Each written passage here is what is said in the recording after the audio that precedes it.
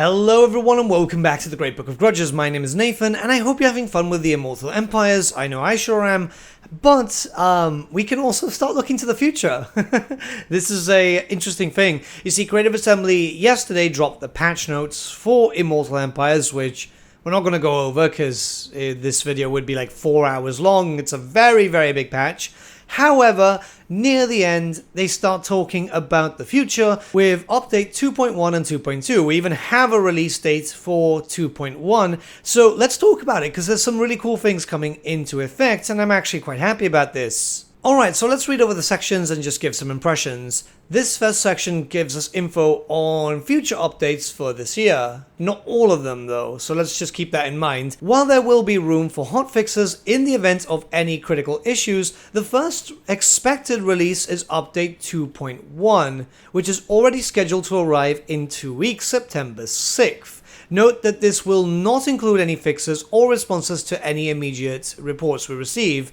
Rather, it includes several critical changes and fixes based on early access feedback that we want to implement sooner than later. Okay, cool. So this is stuff that creators such as myself, who during the early access period, we reported a bunch of stuff. So it's good to see that that stuff is going to be fixed up for 2.1. It's not that long. Anyways, let's move on. Due to testing and release times, they unfortunately could not be included in 2.0. Yeah, that makes sense. Nonetheless, you can look for them in their own build soon. You can also find some of what's on the way below. Okay, cool. And then come early October, you can look forward to update 2.2, the first planned release to include adjustments based on your feedback and reports. So this is stuff that you guys are going to be reporting now, essentially since you had access to the game as of yesterday. We're less certain what this build will include since it will be based on your experiences in the first month, but we'll be watching closely to see where the most impactful tweaks can be made for the most people.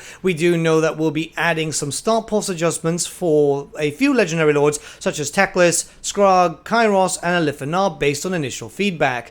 Okay, so these are things that when the map reveal started happening, it looks like there's going to be some change for a legendary lords. I don't know if this means that we might not have DLC this year after Champions of Chaos, because the roadmap situation said that it was going to be either 3.0 or 2.2. It's a bit of a weird thing.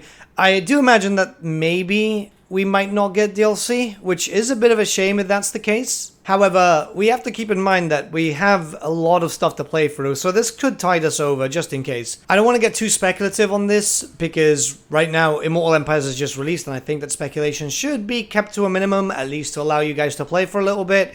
And then we can jump on the rest, but until then, yeah, let's move on. The next section is focused on the assembly kit. So, with an all-new game mode, we know there's a huge community ready to start implementing their own spin and style to what the game has to offer. The final piece of the puzzle is the Total War Assembly Kit, which we hope to release on all platforms alongside update 2.1 or 2.2. So, best case scenario, we just have to wait for 2 weeks, which isn't too bad.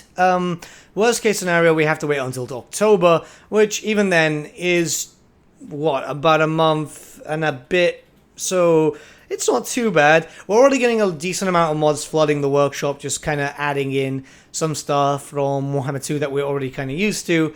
Hopefully it won't be too long until we have to wait for the other stuff. But I'm excited. Generally, I'm just excited, because once the assembly kit comes out, that means that we can get Mixer's Legendary Lords, OVN Lost Factions, well, pretty much every big mod that you guys have been using in Warhammer 2. Keep in mind that obviously it can still take some time, so once the assembly kit does drop, it can still take a few days until the modders have the mods ready. You know, it's just one of these things. Next section is rather small. It seems that the Doom Knights are going to get their own model update in 2.1, so in 2 weeks, so they're going to get something that befits their glory. I'm not sure if this means that they're just going to use the assets from Champions of Chaos, or they're going to get something completely new. In all honesty, I think that the Doom Knights look fine, but hey, I guess we just have to see.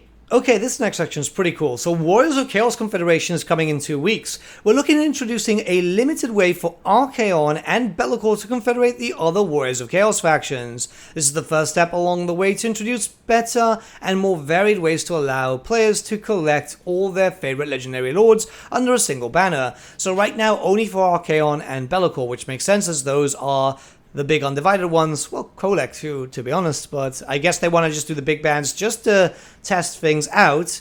And they are actively looking at more stuff and more ways to be able to allow for confederations and even finding like defeated lords. They've said this in the past publicly. So I'm actually quite happy about this. Yeah, I know some people would like confederations all around for all the legendary lords, but it kind of makes sense just to test it out on Be'lakor and Archaon at the very beginning at the very least. It looks like we're also getting a new endgame crisis in 2.1. This is something that was suggested a lot by creators at the very beginning during early access, so I'm really happy that we're actually seeing this. Ultimate Crisis Mode. Following the addition of various endgame scenarios to the game, Update 2.1 will add a toggleable option to trigger all the endgame scenarios in the same save game, if you so desire. While this will not be toggled by default, it's a great option for players who want to add all endgame spice needed to keep things chaotic. So yeah, this is just like Ultimate Hard Mode. If you're looking for a proper legendary campaign and then just want Legendary Plus, here you go. This is something that, like I said, we all suggested. Content creators were saying this during early access because it would be kind of interesting if you just want like an ultimate challenge. And the idea is not everyone's going to play this, but it's just nice to have the option. And I think that's kind of cool. Just having the option is fantastic. And lastly, we have a list of what's coming in Update 2.1. So yeah, let's talk about this small list. It's not everything, by the way. Tweaking the start conditions for Be'lakor to offer him more flexibility and options in his early game. I'm not sure what this means. It could be interesting if, say for example, he adds some active rifts at the beginning. That might be kind of cool.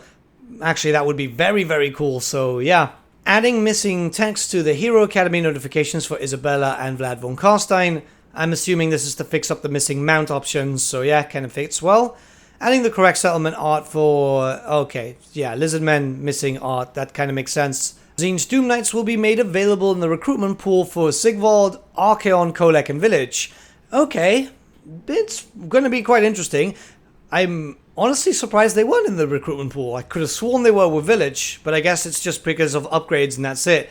But yeah, it kind of makes sense for the undivided lords, even Sigvald, because Sigvald still kind of classes as that. Adding clarity to the victory conditions of A Grudge Too Far and the Wild Hunt endgame scenarios. As far as I'm aware, it's just completely destroying them, but maybe they're adding something more. Ensuring that the Master Engineer is a high priority pick for garrison forces. Okay, this is actually quite good for dwarf settlement garrisons, as the Master Engineer is just generally better, so I'm quite happy about this. The A Grudge Too Far event will trigger when the invasion begins rather than 4 turns too late, one less grudge. Yeah, that was a weird thing, but I'm happy that they're fixing it. Fixing an issue where ornamentation on the Palace of Princes walls can block artillery damage. I didn't even know that was a thing. I guess, yeah. It would be a tad broken if the walls couldn't be broken, yeah. And finally, Be'lakor will be made available in custom and multiplayer battles regardless of whether you completed the Realm of Chaos campaign.